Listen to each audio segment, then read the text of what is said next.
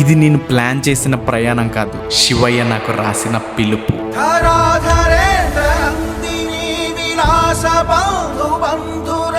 మీ అందరినీ ఈ మూమెంట్ కోసం 5 ఎపిసోడ్స్ నుంచి వెయిట్ చేయించాను కదా. ఈవెన్ మా మమ్మీ కూడా ఈ ఎపిసోడ్ కోసం వెయిట్ చేశారు.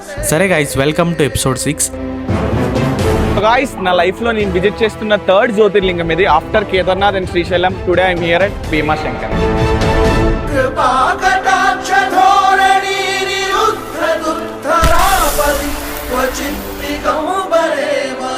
మార్నింగ్ ఫ్రెష్ అయ్యి డైరెక్ట్ భీమాశంకర్ టెంపుల్ కి స్టార్ట్ అయ్యాం. చుట్టూ full fog, rain already start అయిపోయింది. మాకు రెయిన్ కోట్స్ కూడా లేవు, కానీ ఎక్సైట్మెంట్ మాత్రం నెక్స్ట్ లెవెల్లో ఉంది. టెంపుల్ దగ్గరికి చేరేసరికి లైన్ చూసి షాక్ అయ్యాం, కానీ ఆ వర్షంలో తడుస్తూ ముందుకు వెళ్ళాం. శివయ్య దయ వల్లనేమో మాకు ముఖ దర్శనం చేసే అదృష్టం దొరికింది. ఆ ఒక్క దర్శనం తర్వాత 2 రోజులు ట్రెక్కింగ్, బాడీ స్ట్రెయిన్, అలసట అన్ని ఒక నిమిషంలో మర్చిపోయాయి. అప్పుడే అర్థమైంది, కొన్ని ప్రయాణాలకి ఫైనల్ డెస్టినేషన్ టెంపుల్ అయితే ఆ అనుభూతే వేరే. దర్శనం అయ్యాక మహారాష్ట్ర స్పెషల్ వడాపావ్ కూడా ట్రై చేశాను. ఆ తర్వాత టెంపో దగ్గరకు వచ్చేసరికి ఆల్రెడీ లేట్ అయిపోయింది. హడప్సార్ రైల్వే స్టేషన్ నుంచి మా స్లీపర్ ట్రైన్ ఉందన్నమాట. అందరం లగేజ్ పట్టుకొని స్టేషన్ వరకు ఆల్మోస్ట్ పరిగెట్టాం.